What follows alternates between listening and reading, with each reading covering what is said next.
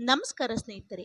ಈ ಜಗತ್ತಿನಲ್ಲಿ ಶ್ರೀಮಂತ ವ್ಯಕ್ತಿಗಳೆಲ್ಲ ಹೆಚ್ಚು ಹೆಚ್ಚು ಹಣವನ್ನು ಗಳಿಸಿ ಈ ಸಮಾಜದಲ್ಲಿ ಗೌರವ ಪಡೆದುಕೊಂಡು ಶ್ರೀಮಂತರಾಗಿ ಬದುಕುತ್ತಿದ್ದಾರೆ ಎಂದರೆ ಅದಕ್ಕೆಲ್ಲ ಕಾರಣ ಶ್ರೀಮಂತ ವ್ಯಕ್ತಿಗಳೆಲ್ಲ ಸೂರ್ಯೋದಯಕ್ಕೂ ಮುಂಚೆ ಬೆಳಿಗ್ಗೆ ಬೇಗ ಎದ್ದು ದಿನನಿತ್ಯದ ಕೆಲಸ ಕಾರ್ಯಗಳನ್ನು ಮುಗಿಸಿ ಕೆಲಸ ಮತ್ತು ಸಮಯಕ್ಕೆ ಮೊದಲನೇ ಆದ್ಯತೆ ಕೊಡುತ್ತಾರೆ ಮತ್ತು ಕಷ್ಟಪಟ್ಟು ದುಡಿಯುತ್ತಾರೆ.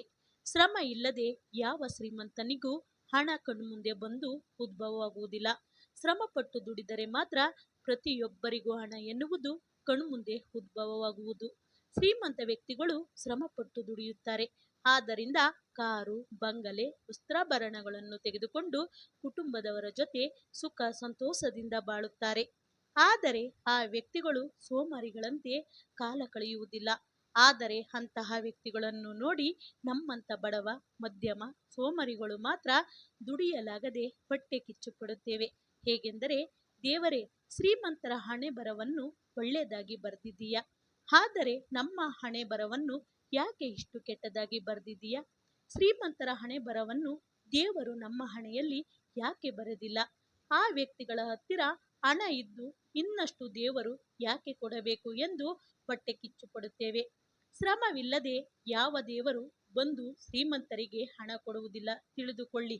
ನಮ್ಮಂತ ಬಡವ ಮತ್ತು ಮಧ್ಯಮದವರು ಸೋಮರಿಗಳಂತೆ ಬೆಳಿಗ್ಗೆ ಸೂರ್ಯೋದಯ ಆಗಿ ಬಿಸಿಲು ಮುಖಕ್ಕೆ ಸುಡುವಾಗ ಎದ್ದೇಳುತ್ತೇವೆ, ನಂತರ ಕೆಲಸಕ್ಕೆ ಹೋಗುತ್ತೇವೆ.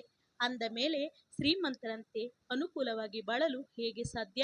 ಅಂದ ಮೇಲೆ ಶ್ರೀಮಂತ ವ್ಯಕ್ತಿಗಳನ್ನು ನೋಡಿ ಹೊಟ್ಟೆ ಕಿಚ್ಚು ಪಡುವಂಥದ್ದು ಏನಿದೆ?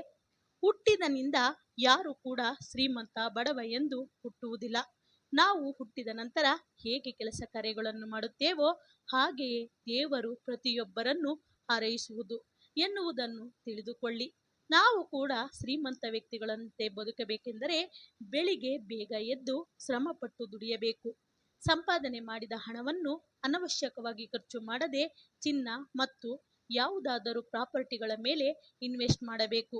ಆಗ ನೀವು ಇನ್ವೆಸ್ಟ್ ಮಾಡಿದಕ್ಕಿಂತ ಹೆಚ್ಚು ಆದಾಯವನ್ನು ಗಳಿಸುತ್ತೀರಾ. ನಂತರ ಶ್ರೀಮಂತ ವ್ಯಕ್ತಿಗಳಂತೆ ನೀವು ಕೂಡ ಅನುಕೂಲವಾಗಿ ಬಾಳುತ್ತೀರಾ.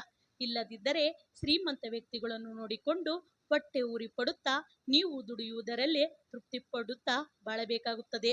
ನೀವು ದುಡಿಯದೆ ದೇವರ ಮೇಲೆ ಏನು ಕೊಟ್ಟಿಲ್ಲ ಎಂದು ಬಯ್ಯಬೇಡಿ.